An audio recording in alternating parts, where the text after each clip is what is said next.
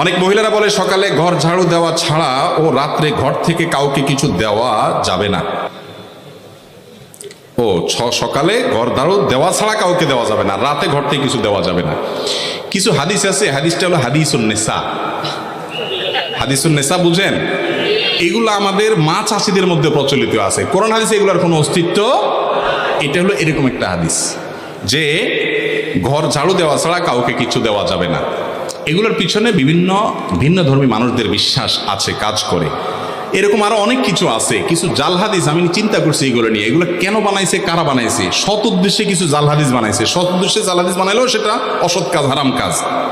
যেমন রাতে নখ কাটলে কি হয়?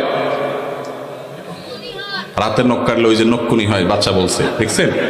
এটা হয়, সেটা হয়, দেখছেন? মুখস্থ এদের। আচ্ছা, রাতে নখ কাটলে কোরআন হাদিসে কোথাও নিষেধ নাই, আপনি রাতে কাটেন, দিনে কাটেন। এটা আমার মনে হয় কোনো সময় মুরব্বীরা চিন্তা করছে, পোলাপান রাতে নখ কাটতে গেলে অন্ধকারের মধ্যে, তখন হারিকানে মেমবাতিতে আপনার চেরাগের আলোতে, কি আর আলো থাকে, কাটতে গেলে হাত টাত কাটতে পারে। এই জন্য হয়তো পোলাপান একটা হাদিস বানাই দিছে আর যে রাতে নখ কাটলে এটা হয়, যাতে দিনে কাটে।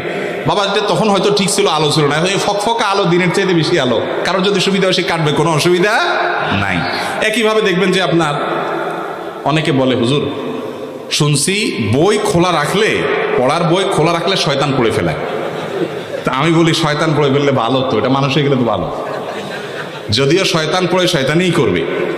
যাই হোক, এটাও একটা ভিত্তিহীন কথা, ফালতু কথা, মিথ্যা কথা, এর কোনো ভিত্তি নেই। ভাই, শয়তান যদি বই পড়তে চায় সে খুলেও পড়তে পারে। আর শয়তান, সে তার জন্ম হয়েছে কত আগে, তার সব মুখস্থ। আপনার বই পড়ার দরকার নাই তো, সে তো পরীক্ষা দিবে না। এগুলো অযথা কথা। আমার মনে হচ্ছে এটাও কোনো মুরব্বীরা বানাইছেন এই জন্য যে পোলাপান বই খোলা রেখে দৌড় দেয় এদিকে সেদিকে, বাতাসে, মোরগে, এটাতে সেটাতে, গ্রামে গঞ্জে অসুবিধা হয়, ছিঁড়ে যায় পাতা পুতা, পোলাপানে ছিঁড়ে ফেলায়। এই জন্য যাতে বন্ধ করে থুয়া যায়, দায়িত্বশীল ভাবে গোছায় থুয়া যায়, এই জন্য একটা হাদিস মিথ্যা বানাই দিছে আর কি, যেটা হলে শয়তান পড়ে।